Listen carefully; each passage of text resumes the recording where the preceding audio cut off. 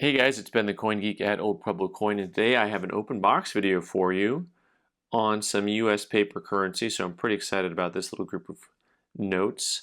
I have to remember to say things like notes instead of coins. It's going to be very, very trying for me. And this is an 1899 series Black Eagle, a very, very common note and popular note. Beautiful nickname for the note came from this Black Eagle front center. Got a couple of the guys here you might know. They're also on our currency. And of course, as always, when you start talking about the currency, sometimes I just like to say that the details are what make currency really so special.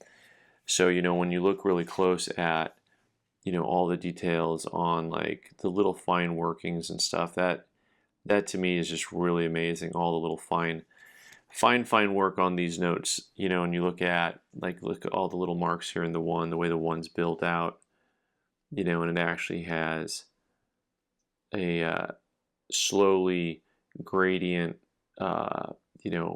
change here in the size of those openings, which I find really cool. This note, PMG called an XF40, a real nice note. Probably worth a couple $100 in this market. Friedberg 235, that's the Friedberg number there, and referring to the book that you must have if you collect US paper money. And the green sheet's laid out in the same way, and of course these are the autographs here. You've got Elliott and White, and of course that's the reference here to Elliott and White.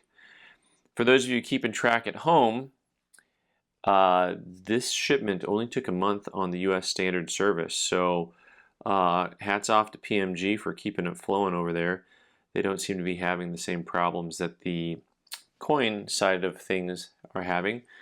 Alright, so this is another wicked cool note. Here we go. We've got exceptional paper quality.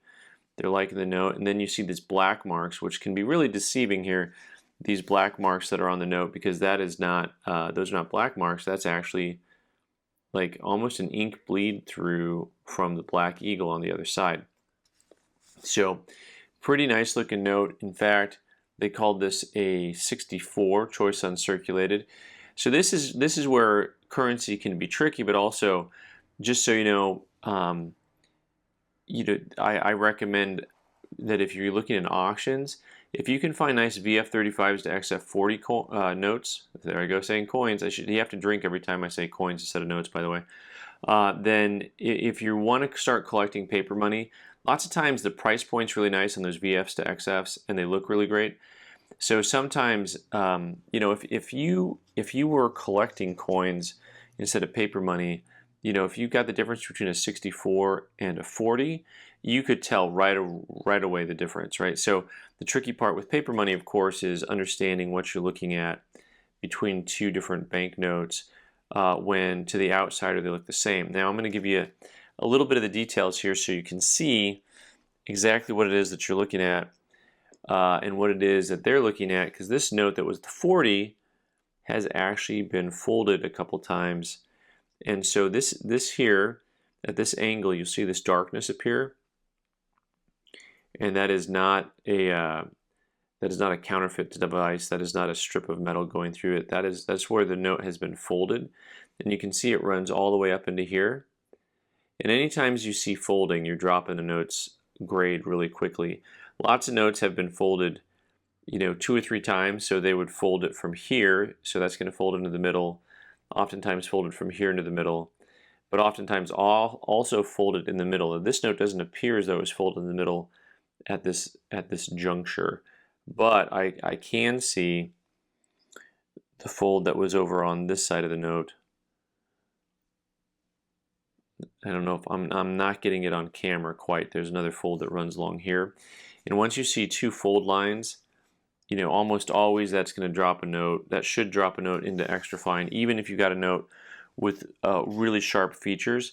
Like this note still has pretty sharp corners for an XF. I mean, look at the paper quality. That's really sharp still. So you'll see that versus frayed edge, and we'll get to some of that here in a little bit, because we got another note to look at that's going to drop us one more grade. And this is actually the same year, the 1899. You go from the Black Eagle at the 1, and then the 5 is the Chief. This note's nicknamed the Chief. And another beautiful, beautiful note that the U.S. Mint produced back in 1899. And this note they called a VF35. So this note's going to be dropped a grade. If you look at it at certain angles, you can see this actually has some cross folding right here. You can see that line that just kind of runs all the way through it. The river runs through it right there. And so you definitely have a little bit more wear. And in person, it's a little easier to tell, but it can still be hard to tell if the lighting's bad, so you got to be careful what it shows and stuff like that.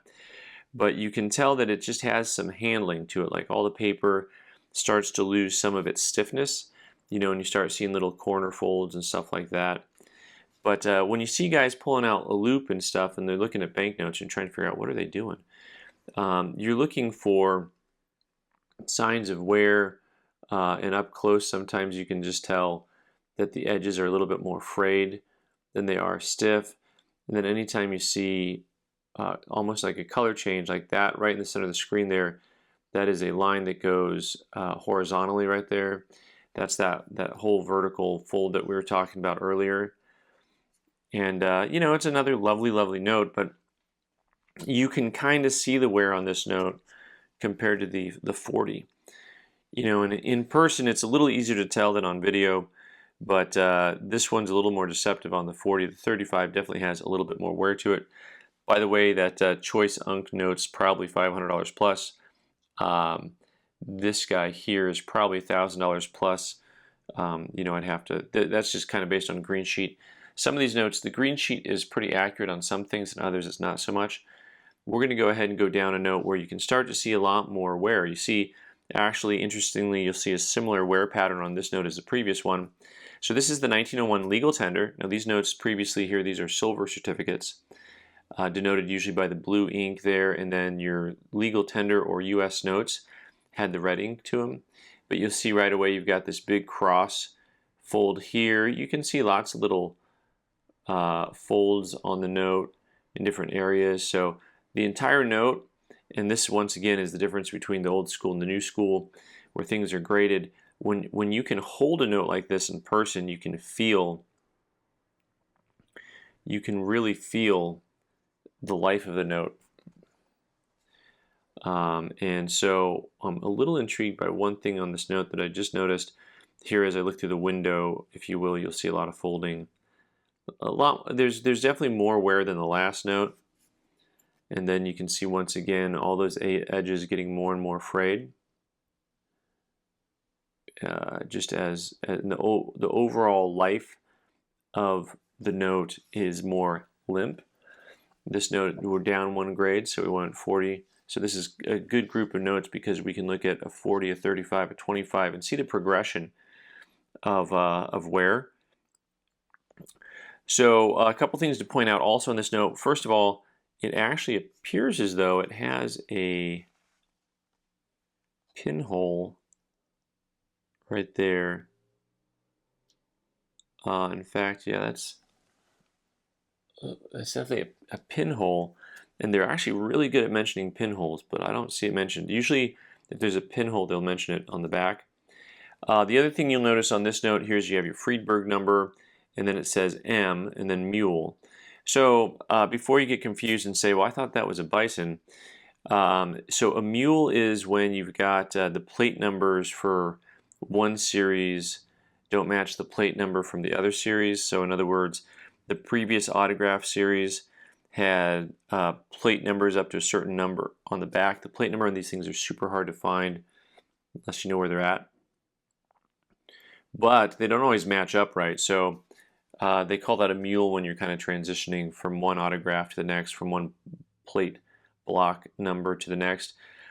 This note's probably in excess of $1,500. Once again, green sheet is accurate sometimes, and other times not so much. All right, next up, I've got a couple beautiful fractional notes, and then a really cool small size to show you. This guy here is the second issue of the fractional currency, and so it's pretty cool. They had this like thick, heavy foil that would go over. So this was like a second printing, and it wasn't always centered well on that. And then the same thing happened with the 10. There's a giant 10 here. There's that goes back again with this like foil. So you've got the 10 over the 10, kind of a security feature. And then there's lots of different ones here on this issue where they have letters or numbers in the corners, and they're really hard to make out sometimes. Like this blob up in the corner, that, my friends, is an S, and you're welcome. I know you thought I had bad handwriting. And then the numbers in the corner, it says 1863. You'll just have to trust me on that. So one side's the 18, the other side is the 63. In case you didn't know, that's exactly what this tells you here. The Friedberg number 1246. The surcharge on the back, 18, one corner, 63, the other corner, and S. And so they have them without these, and then that'll be a different Friedberg number. Choice 63, beautiful note. Also, note that's probably $150 plus range, but beautiful note.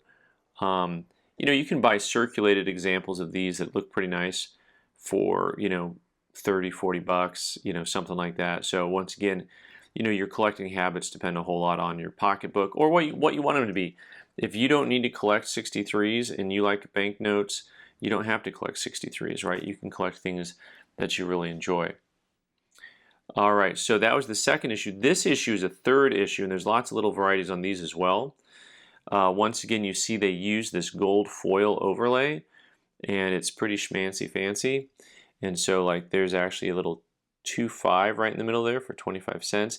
You do have overprints that are errors, where this note here, for example, is a 25-cent note, but then the overprint maybe had a different overprint to it than it should have. That's the thing that really happens on these guys.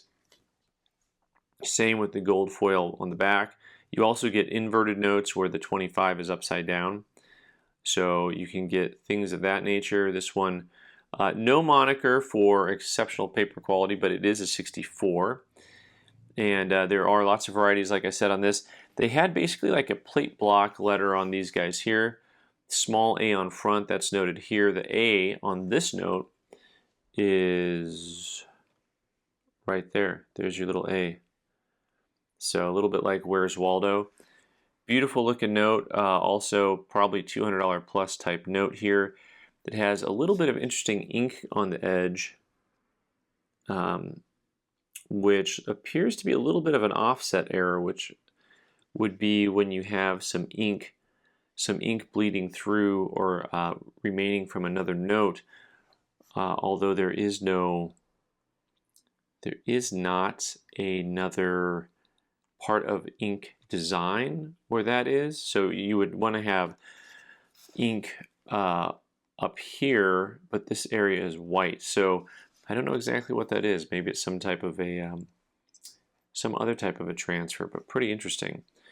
All right, last but not least, I have what is just a super cool note for those of you who collect serial numbers.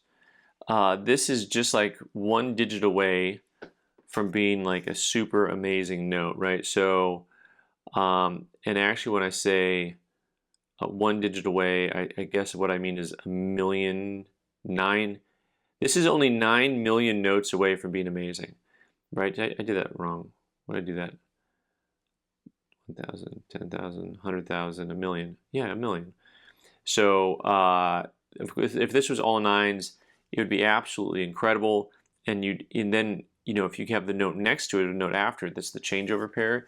They're really, really expensive. And what that is when you get the all nines, and then you get the next note that turns over, it'll be all zeros and a 1, right? And then boogers, which one change? I think the T or the C change. Maybe it goes T, then maybe this turns to D. One of you guys who specializes in these, just go ahead and correct me. I know you will anyway. So super cool note. Fancy serial numbers are pretty popular. And of course, this is a note that's not going to blow your socks off too much visually, because it's something you've probably seen before as far as, hey, it looks like a $1 bill. Now this is the earlier variety, so it does not have the In God We Trust on it. Exceptional paper quality, and PMG called this a 65. And this is all about really the serial number on this. This is probably a $200 or $300 note. Of course, if it's solid nines, then all of a sudden it's like, you know, add a zero, right? It's a $2,000 or $3,000 note in that grade. And so this is also an earlier series, the 35A. So for those of you who don't know, 35As weren't necessarily made in 35. So what the Mint did, the Bureau of Engraving and Printing, is as long as you didn't make any design changes overall, you would just switch this little number letter here. So 1935s were in 35, and then A's, B's, C's, D's. Time progressed, so I don't have a chart in front of me of when all those things were, but you know, some of these 1935 notes were printed into the 1940s. So there you have it. All right, guys, thanks so much for watching. I'm Ben the Coin Geek. You can subscribe by clicking on the owl button in the corner and watch more videos on the right side of the screen. Thanks.